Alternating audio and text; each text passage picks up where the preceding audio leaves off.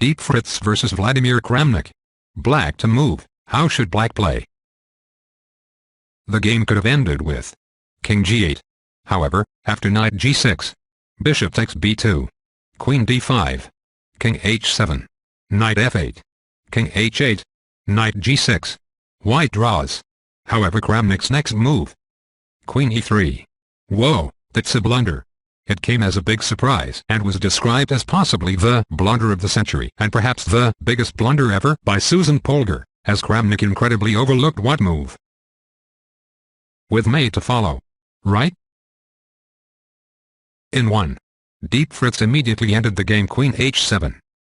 And that's chess, it happens, even to the best. He had planned on exchanging queens, black would then win easily with his distant pawn. But white had other plans. It happens to everyone, at all levels. For example, as in the following. Étienne Bacrot versus Ernesto Inarkiev. White to move, so how should white play? In the game, Étienne Bacrot played queen e7, checking the king. Right? Wrong. Because black has what move? Knight takes e7. So white resigned.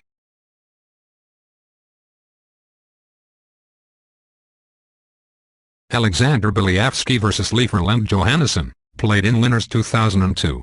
White to move, so how should white play? White has some advantage with what move, f takes g6, or king f4. F takes g6, and after f takes g6, how should white continue? King f4, due to black's weak pawn on c6. In the game, white played king f4. Whoa, that's a blunder. Overlooking what responds, how should black continue? With mate to follow. Right?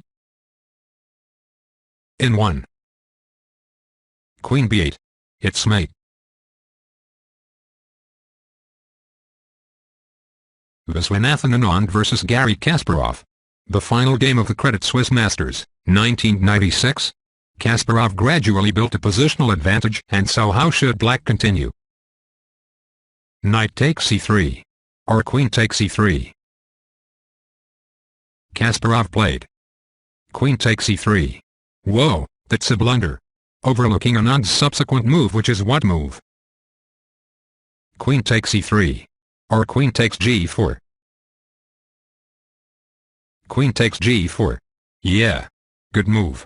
Making a discovered attack on Kasparov's queen and forking his rook and bishop.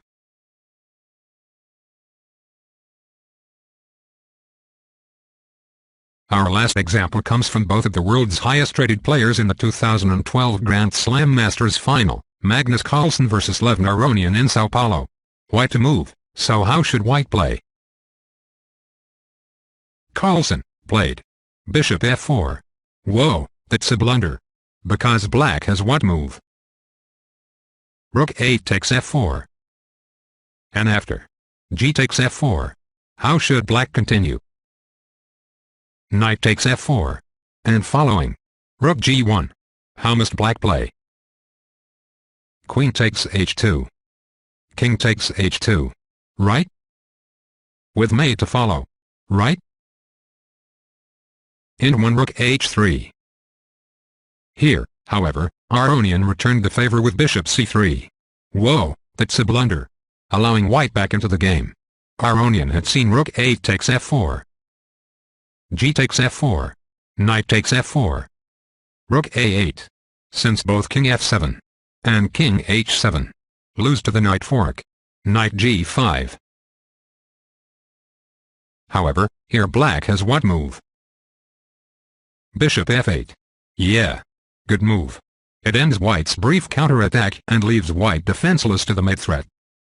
So the next time you blunder, don't stress too much. Even the top grandmasters make elementary blunders. What's important is finding ways to avoid making the same mistake again.